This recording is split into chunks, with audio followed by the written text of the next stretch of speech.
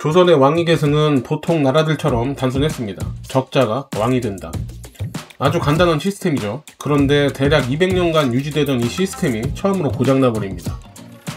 명종이 후사 없이 세상을 떠나면서 왕위는 공백 상태에 들어가는데, 말하자면 조선이라는 시스템에 에러코드, 후계자 없음이 뜬 겁니다.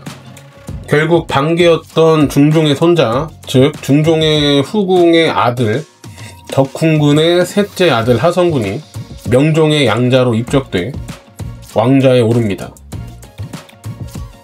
여태 조선은 중전의 자식이 왕이 되었는데 선조 때 처음으로 후궁의 아들이, 즉 서자가 왕이 돼버린 겁니다.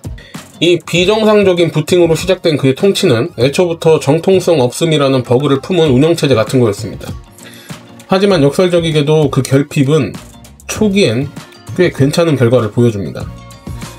이 런조가 성군이라는 소리를 들을 때도 있었다는 거 혹시 아시나요? 선조가 즉위하자마자 실행한 첫 작업은 시스템 클린업입니다.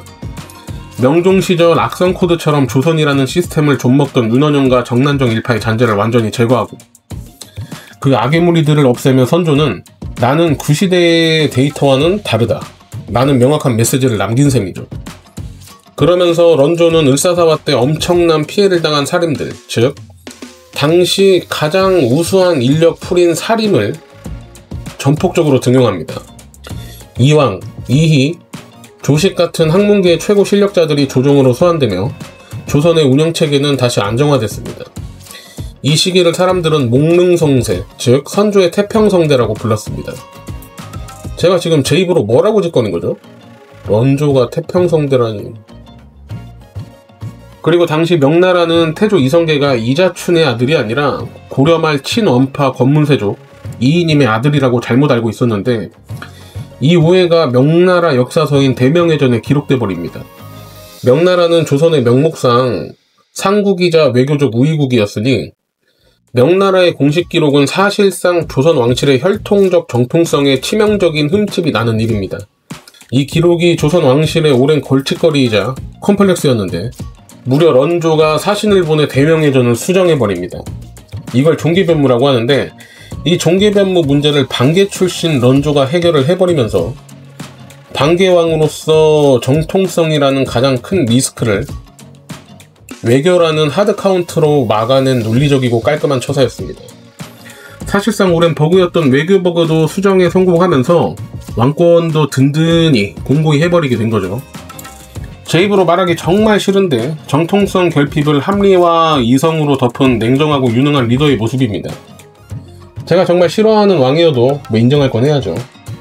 그럼 한번 시작을 해볼까요 이제? 역시나 문제가 발생합니다. 선조가 등용한 살림 세력은 곧 동인과 서인으로 분열합니다. 이게 그 엿같은 붕당의 시작인데 선조는 이 당파 싸움을 방관합니다. 왜? 어쨌든 얘는 서자 출신 왕이기 때문이고, 그 전에 조선 때처럼 훈구파 한 세력이 조정을 장악하는 걸 막기 위해 둘이 싸우는 걸 조정하면서 본인이 중간에서 심판자 역할을 하면서 중심을 잡으려고 한 거죠. 그런데 당파 싸움이 너무 심해지니까 왕의 눈치를 보지 않고 파벌의 눈치를 보게 되면서 왕의 권위가 약해져 버립니다. 이후 동인 출신인 정렬입 모반 사건이 터지면서 선조의 이성은 공포 알고리즘으로 바뀝니다. 정렬입이 지방에서 무기를 모은다는 소문이 돌자 용모로 규정돼 정렬입은 자살합니다. 정렬입이 죽었는데 선조는 의심을 거두지 못하고 수사를 확대해서 1000명이 넘는 동인들이 유배 보내지거나 사형에 처해지는데, 이게 기추국사입니다. 결국 이 기추국사 같은 경우는 런조의 사람을 믿지 못하는 전형적인 버그가 발동을 한 겁니다. 내가 믿었던 학자들도 나를 노릴 수 있다, 이런 생각을 했겠죠.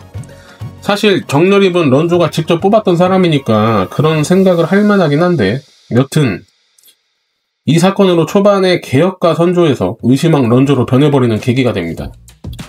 거기에다 결정적으로 리스크 관리에 실패를 해버리죠. 율곡 이이는 10만 양병을 해야 된다, 전쟁은 코앞이다 라고 객관적인 데이터에 기반해 외쳤지만, 선조는 그의 가장 중요한 경고를 마치 스팸 메일 취급하듯이 취급했습니다. 개인의 심기가 국가 생존을 위한 논리를 짓밟은 비이성적 판단의 전형입니다. 그리고 1592년 예측된 전쟁 임진왜란이 터지는데, 율곡의 경고를 씹은 대가죠. 일본군 고니시 유키나가와 가토 기요마사는 단 19일 만에 한성을 접수합니다. 이 정도면 당시 조선의 국방력은 제로 퍼포먼스를 입증한 것이나 다름이 없습니다. 이때 런주의 선택은 무엇이었을까요? 바로 도망입니다. 그것도 4월 30일 새벽 백성들에게 아무런 공지 없이 궁궐을 버린 국가경영의 기본 명제를 던져버린 행위입니다. 왕의 몽지는 한마디로 백성을 버린 대탈주국입니다. 왕은 한 달 반 동안 개성과 평양을 거쳐 우주까지 도망쳤습니다. 국경 끝까지 몰려 명나라에 망명할 계획까지 세웠죠.